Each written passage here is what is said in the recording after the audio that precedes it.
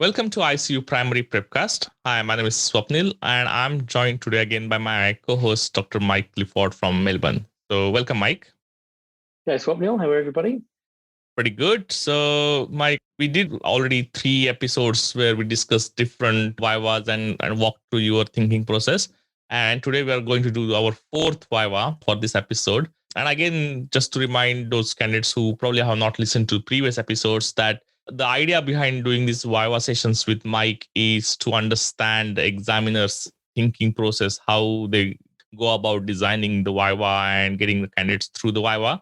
So it's more about the process rather than actual content. I will be the candidate again, and I will try my best to answer Mike's tough questions. And I hope I can get through this viva. So over to you, Mike. Okay, so I'll start with a note of explanation. So I think on the last podcast episode, we did a viva that was the central nervous system, and we started with some central nervous system physiology and moved into pharmacology. Occasionally, you'll be in a viva where first part seems relatively straightforward, and then completely out of left of field, you'll be asked a completely different part of the syllabus, and it'll seem completely disconnected. So whilst we like to structure vivas around a sensible flow, sometimes we have areas of the syllabus that we feel we need to address, and they don't necessarily marry up. So you may have a viva that feels like you're being asked quite disparate components of the syllabus. So I think sometimes you just need to roll with the flow. So an example I've got today is one that we crafted a few years ago that we had to use to provide balance across the entire syllabus through the written and the viva components of the examination. And it just happened that this is how two examiners came together with two different templates that had to be balanced up. So we'll start today's viva with this is a viva that will explore opioid pharmacology. That's the entry point. And on the door, it'll have what is the mechanism of action of morphine. Okay, so Swapnil would have 2 minutes to read what is the mechanism of action of morphine, have a think about the sorts of things that he might be asked. It's very difficult to do much with your 2 minutes except try and control your panic. But sometimes if you're given a question like that, you might want to think to yourself, well, I'm likely to be asked about this drug, some alternatives. They're probably going to ask me side effects at some stage. What can I remember? Really, you're not going to get much more out of your 2 minutes except trying to, control your breathing and your heart rate. So we'll kick off. So Swapnil, what is the mechanism of action of morphine? So morphine is a opioid which acts via G protein coupled receptors at different receptors. So mu, kappa, and delta. And the G protein receptors, basically GI receptors, which basically leads to decrease in the release of adenyl cyclase that in turn reduces the calcium and increases the potassium, and then ultimately acts as an inhibitory receptor. So it reduces the neuronal activity, and that's how it produces the analgesic effect. Okay. So where in the central nervous system does it act? So it acts both in the brain and in the spinal cord. The key sites in the brain, I guess, are the limbic system, including the thalamus, and also in the medulla. And that's why it produces respiratory depression. While in the spine, it mainly acts in the substantia gelatinosa, dorsal horn. Okay. Anywhere else in the spine? I think the dorsal root is lamina like 2 and 5. Okay. All right. Where else does it act? From the central nervous system. Yeah, so it does have effects on GI tract where it kind of produces constipation.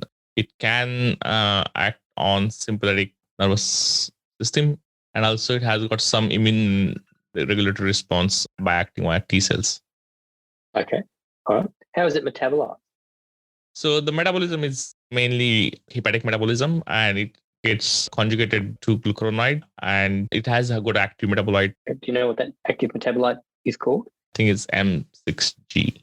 Okay, yeah. And how much activity does it have relative to normal morphine? So the glucuronide one is probably 70% of its initial activity, but while the M6G, the other one is just 10% activity. Yeah, okay, all right. So what is the effect of renal impairment? So renal impairment will lead to accumulation of the morphine in the body, and that obviously prolongs the action of morphine or all the side effects and all the effects of the morphine. Yeah. Do you know which metabolites actually accumulate? So both M3G and M6G will accumulate and it will prolong the sedation. Yeah. Okay. So which opioid might you consider using in renal failure? So predominantly we tend to use fentanyl, which has predominantly hepatic metabolism, and only less than 10% gets renally excreted. Remifentanil is again gets metabolized by plasma esterases, so it does not have any renal effect. So remifentanil, fentanyl, and even oxycodone is predominantly hepatic metabolites. So what are the central side effects of excessive administration of opioids? So it leads to predominantly CNS depression, and that impacts consciousness and arousal. It also acts on the medullary respiratory center, which leads to respiratory depression. It also blunts the response to CO2 retention and ultimately leads to decreased minute ventilation. And in spinal cord, it can act as mu receptors and mainly leads to the chest wall rigidity, and it can actually lead to pruritus. Okay. So in terms of the reduction in minute ventilation, which is affected more, the rate or the tidal volume? So rate is more affected than the tidal volume. Okay. So why does that cause hypoxemia?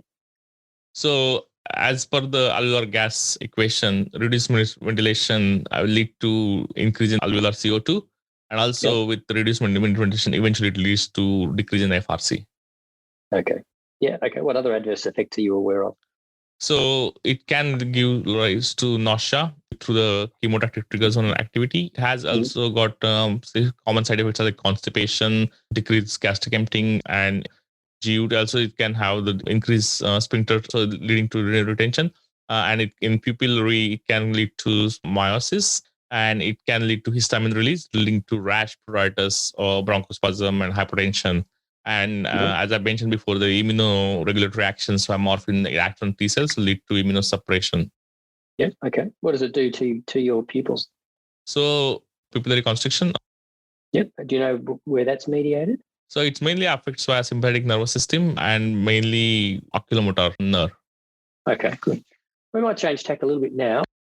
Start looking at basal metabolic rate. So, what is the basal metabolic rate? So it can be defined as basically the amount of energy per unit time that individual needs to keep the body functioning at rest. And it do you know of any preconditions to its measurement? I guess it should be measured at resting state. It should be measured when there is, a person is lying supine at ambient temperature and 12 hours after the last meal. Okay, good. Do you know what the normal range is roughly? So usually it's 7,000 kilojoules per day or basically 25 kilocalories per kilogram. Okay, yep. And what are the components of it? Or other components of the energy? So predominantly energy expenditure goes to maintain basal metabolic rate, which is around 60%. For all activities, we kind of use around 30%, while when we diet-induced thermogenesis takes around 10% of the energy consumption. Okay, good. So what factors influence your basal metabolic rate?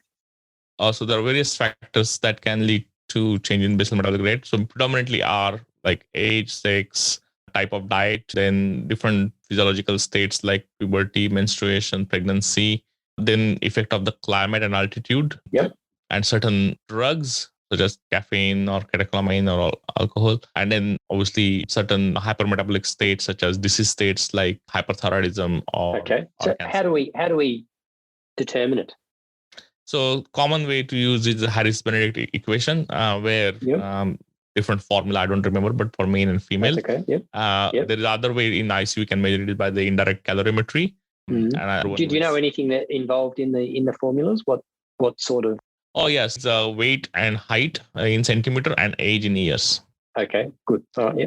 And then direct calorimetry. So direct calorimetry is basically amount of heat produced by the body over an hour in that chamber. And indirect calorimetry, where we kind of measure the oxygen consumption and CO2 production.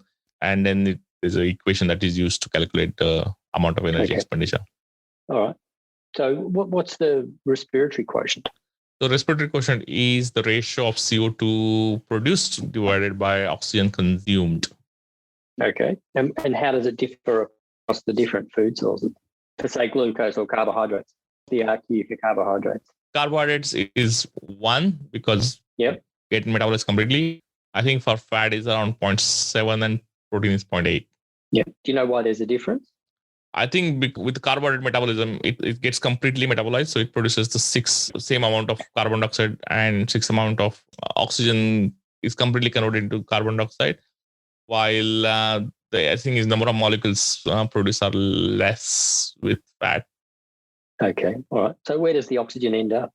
whatever the oxygen doesn't get converted into CO2 gets utilized to produce water, basically, or some of the other molecules such as nitrate. So other than calories, what are the other considerations for nutrition to support basal metabolic rate? So other than so mainly we have to kind of consume appropriate amounts of carbohydrate, protein, and lipids, and then there are other key essential amino acids, fatty acids, and vitamins and minerals. Okay. All right. Do you know of any of the essential fatty acids? Essential fatty acids include having a blank moment. That's okay. We've finished anyway, so that's fine. You're off the hook. Okay.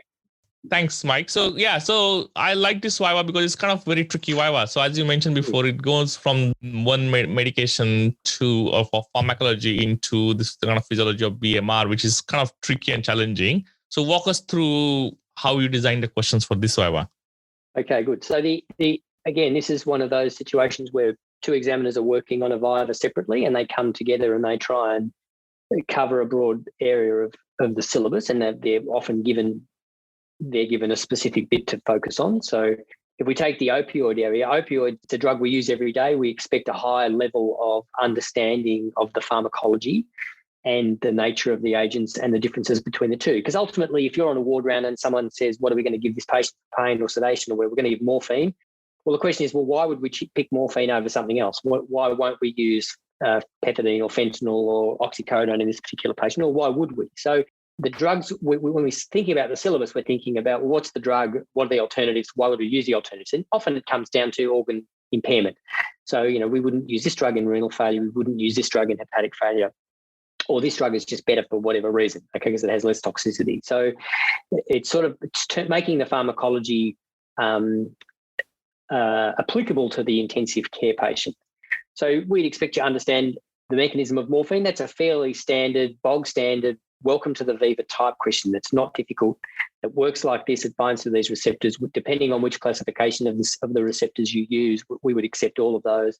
And then the detail of the fact that it's an inhibitory ligand, so it reduces neuronal activity. A good question is actually, well, where does it act? Because, unless you've done some reading to say the brain is only sort of right, because there's actually areas of the brain where it binds. And for many of the drugs, it's actually very difficult to find that information. If you go looking for, well, where does propofol work, you can find multiple different descriptions of exactly which receptors and whereabouts in the brain that's working. So we as examiners understand that there's actually quite a broad answer to that.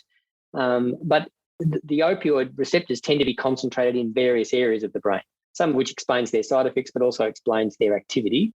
And particularly some of the peripheral binding and the spinal cord binding are important for pain reception and pain regulation. So binding in the lamina and the substantia gelatinosa is an important component of the opiate's pharmacology.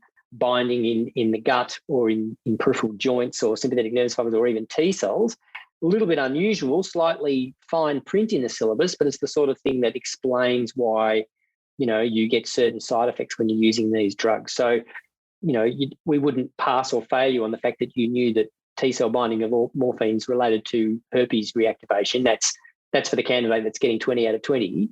But being able to describe to us exactly where in the brain and the spinal cord morphine's binding, that's core knowledge, and we would expect that. Metabolism is interesting. Morphine's converted to active metabolites, and many of the drugs we use are. Morphine's unusual in that one of the metabolites is way more active than the actual morphine. So, depending on which textbook you read, morphine 6-glucuronide is up to 13 times as potent as original morphine. So in fact, most people consider it to be the active drug, and morphine's actually a prodrug. So you've got this very active metabolite from morphine, and unfortunately it's renally excreted. So this is where you hit the classic, it's metabolized by the liver and excreted in the kidney. Well, morphine's the one drug where that's actually a true statement. It is metabolized by the liver to an active drug. And that component is subsequently dependent on renal clearance, so will accumulate in renal failure. So that's why we're asking, and that's why we're interested in morphine, because you can see that problem in intensive care. And then on the ward round, you would be asked, well, if we're not going to use morphine in this patient with renal failure, what are we going to use? And you've got a limited number of drugs you can choose from. And of course, any of the ones you mentioned would be appropriate. And then we might just ask, okay, so how is that metabolized? And that just says, you've asked another question on the ward round, or you've carried around Smith & Smith and you've opened up to fentanyl and you read about fentanyl, and that's fine. And we wouldn't expect people to necessarily know how to use remifentanil in intensive care. Some people might, and if that's the drug they choose to talk about, well, by all means. Side effects of opiates are always very good because they hark back to respiratory physiology and respiratory response to CO2, because that's one of the things they do. And that adjusted curve for ventilatory response to CO2 is important with opioid toxicity, and the fact that it affects, rate more than death. So you see these patients taking big, slow, deep breaths. That's one of the hallmarks of opiate toxicity. And you run over to the bedside, have a quick look in their eyes, and you see one of the other central nervous system components of their activity, which is the meiosis. So that's why we're asking these questions in the syllabus, because they inform your practice and they're sort of every day to day. And we've talked previously about the fact that often you'll end out a pharmacology question with a, nice, gentle, tell us about the side effects. And you can talk for a long time about the side effects of the opiates. And there's the ones you would expect to hear, nausea, vomiting, constipation, rash can happen particularly. But the icing on the cake there is to say, well, the rash can be due to histamine release. So people scratch from the histamine release, and that's more common with morphine than the other drugs. If you give intrathecal morphine, or the patient's coming back from theatre with an epidural and some opiates running, they might have a lot of onion skin type reaction around their face, and they'll be scratching their nose and in front of their face much more than anything else. And that's a side effect of the intrathecal binding. So that's some of the subtle elements of the side effect profile of these drugs that you will come across with experience in intensive care and with more reading.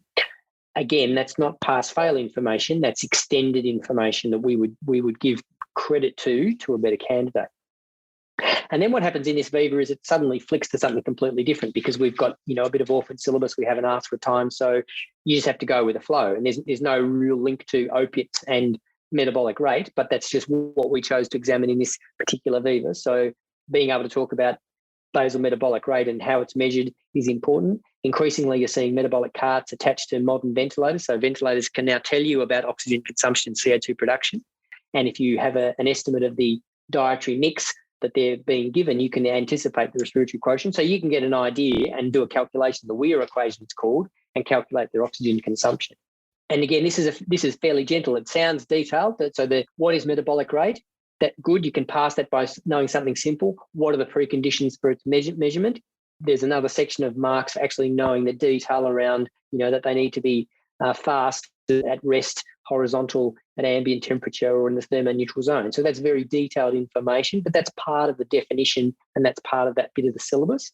The respiratory quotient for the different components of the diet as a manifestation of the ratio of hydrogen to carbon in those molecules is what generates that respiratory quotient, and therefore why they're different. And then finally, what other things are part of basal metabolic requirement in nutrition. It's not just the calories, but it's also some of the essential amino acids and fatty acids and vitamins and minerals. Unfortunately, you ran out of time then, or we could have gone into some detail about what are the essential components. But again, that's a fine part of the syllabus. It's in the syllabus, and we do expect you to have an awareness that those things exist. And if you've got time when you're studying and you're reading about nutrition for the third time, and you suddenly stop and think to yourself, well, why do they keep asking me about essential fatty acids or essential amino acids? Because you may well see deficiencies of those in patients in ICU, particularly if they're on long-term TPN and not getting supplements. So we're asking these questions because it will inform some of your day-to-day practice. So that's a tricky Viva, as you said. So I think that this is a hard Viva. There's areas of it that aren't too hard, but there are other areas that are quite searching. And I think increasingly this is the sort of Viva we will be expected to write and produce for the college, because that's what they're now asking for, is Vivas that are equivalent to continuing on the SAQ section. So, keep the standard high, keep pushing the candidates in the Viva to beyond pass down into high pass, to really try and ascertain where this candidate belongs in the Viva overall. So we're not making them harder to fail more people. That's not the aim at all. Again, we expect people to pass the Vivas by the time they get there. The aim of the college is to search how much these people really know about a topic to absolutely optimise the mark capacity that they get. Now, the risk of us doing that, of course, is that it will make people feel anxious and nervous, and that will degrade their performance, and then they may fall apart in latter parts of the Viva or in other Vivas. But again, if you're well prepared for the Vivas overall, you will hit part of the Viva that you suddenly recognize, and you will do better and you'll be lifted up. And again, we're not there to fail you. So if there's any sense that you're struggling because of a lack of knowledge or understanding, we'll slow down, reframe, and try and draw that information out of you, because we're trying to see how much we can get out of you, so that how many marks we can actually give you. Thanks, Mike. So I call these vivas as a discriminatory vivas because I think they will help to discriminate the middle candidate versus an average candidate versus very poor candidate. Now, obviously, most of the candidates who pass the written, they will be able to kind of fall in that average candidate category with this type of vivas, because especially the second half is it's quite hard to answer even for some of the examiners, I must say. So unless you have read this topic just before the exam, you refresh your memory, it's really difficult to answer some of the questions. And I was obviously with the Harris-Benedict equation. You're not supposed to know the equation as is, because nobody will remember those equations. And you're allowed to say Correct. move on, because the more you move on, you might be able to get some of the easy questions, and then you might score more marks down. So don't get hung up into the things that you don't know, and don't stress your memory too much. Just keep moving forward. And then if you remember later on, you can come back to that question. Yeah, that's exactly right. So I think one of the things you can certainly say, look, I don't know, and that sort of ends it. Or you can say, look, I can't recall. Can we come back to it? So that leaves an open question in the examiner's mind as to whether they're having a mental blank or not. But you're exactly right. I mean, we wouldn't ask you for the equation, because that sort of detail is not required.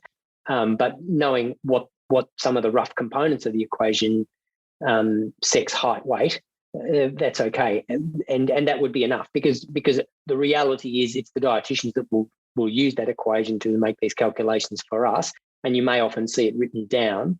But it's a way of saying to you, a very thin, small woman is going to have a much smaller basal metabolic rate than a large, young male. So that's why their nutritional requirement will vary so much. And the fact that, one person's going to need a litre of 25 calorie feed and one person's only going to need 700 mils, that's how you can use that to inform the pharmacology of your nutritional prescription. So this is just information to help you set the pace. And that's exactly right. If you really can't remember something, the easiest thing to say is, can we come back to it? Because can we come back to it gives us an opportunity to whip through the Viva, and if there is time at the end, we can come back to it. So now we started talking about some of the side effects of morphine. We didn't actually cover any of the gastrointestinal side effects. Are there any that you can think of? Okay. So we'll always give you an opportunity to get more marks. And if there's areas of the syllabus that you are absolutely completely unprepared for and you know nothing about, well, it's pointless us spending a lot of time trying to extract it. You can just move on, and then we can optimize the marks in the area of the Viva that you do know. So instead of getting 7 out of 10 for the first bit and 0 out of 10 for the second, you get 8 out of 10 for the first bit and 0 out of 10 for the second. You're doing better. So it gives the examiners more of an opportunity to get more information from the candidate. Again, we are sitting there trying to find out what you do know. We are not trying to find out what you don't know. So take the opportunity to try and give us everything you do know about a subject. Absolutely. And I guess one thing I liked about what you said there, Mike, is try to find the application of these vivas into your day-to-day practice. So when you go next time, when you're on the ward round and when you prescribe TPN to any patient, when you prescribe NG feeds to any patient, start thinking about why dietitian actually said, give 55 mils per hour or why 70 mils per hour. Don't just be robot and prescribe the medication just for the sake of prescription, but start putting some thoughts into it. And then once you kind of do this retro engineering of this whole process, passing vivas will become much easier. And I think it's your day-to-day practice is going to help you a lot in preparation of your exam, because what you do in day-to-day life gets asked in the exam. So thanks, Mike. We're coming to the end of your podcast, and I can see that you are again well prepared with your another dad joke. I do. Swapnil, they just keep coming, don't they? So yeah, that's right. Here's one for you. What do you call a doctor who drinks a lot of sparkling mineral water? Oh, that's interesting, because I'm one of those. Now it's very tricky to answer this question. Sparkling star or like sparkling? Oh, very, very close. You are a physician. Oh my God, this is They are definitely deteriorating, aren't they? I'm going to have to make a bit more of an effort. no. This was a good one. So great, Mike. So I like your intention and efforts that you're putting in to create these jokes more than you're creating Vivas, I guess, because I think Vivas. Absolutely. Thanks, Mike. So we'll be back in months' time with another episode of IC Primary Prep Pass. Till then, goodbye and have a nice time. Okay. See everybody. Good luck.